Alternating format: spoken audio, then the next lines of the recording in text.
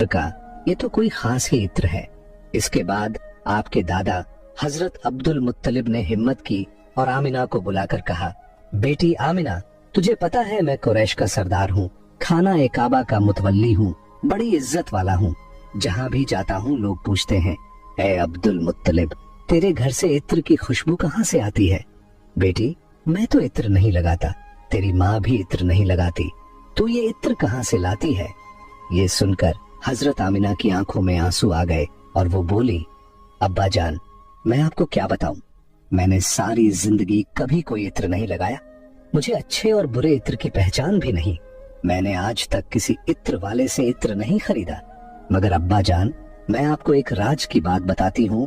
फिर हजरत आमिना ने अपने पेट पर हाथ रखा और कहा, अब्बा जान, ये सब इस आने वाले मेहमान की बरकत है, आपने तो सिर्फ खुशबू महसूस की है, अगर मैं आपको और बातें बता दूं तो आप मुझे दीवानी कहेंगे।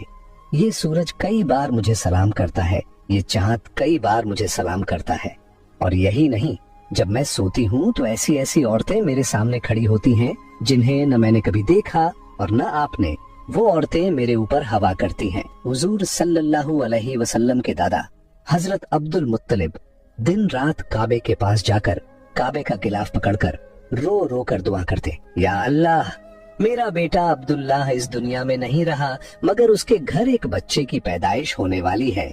या अल्लाह, इस बच्चे की हिफाजत फरमा और मेरे अब्दुल्लाह की नस्ल बाकी रखना। हुजूर सल्लल्लाहु अलैहि वसल्लम के सारे चाचा इसी इंतजार में रहते थे कि उनके भाई अब्दुल्लाह के घर बच्चा कब पैदा होगा। यहूदियों की किताब तौरात में लिखा हुआ था कि जब आखिरी नबी आने वाले होंगे तो उनकी पैदाइश से 10 दिन पहले आसमान पर एक लाल सितारा चमकेगा।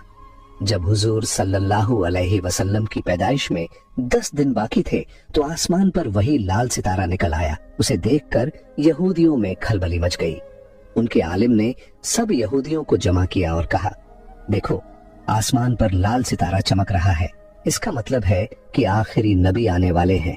जाओ और मालूम करो कि इस वक्त मदीना मुनव्वरा में किसके यहाँ लड़के की पैदाइश में 10 दिन बाकी हैं। यहूदी मदीने गए और मालूम किया तो बहुत सी औरतें हमल से थीं, मगर किसी का वक्त करीब नहीं आया था।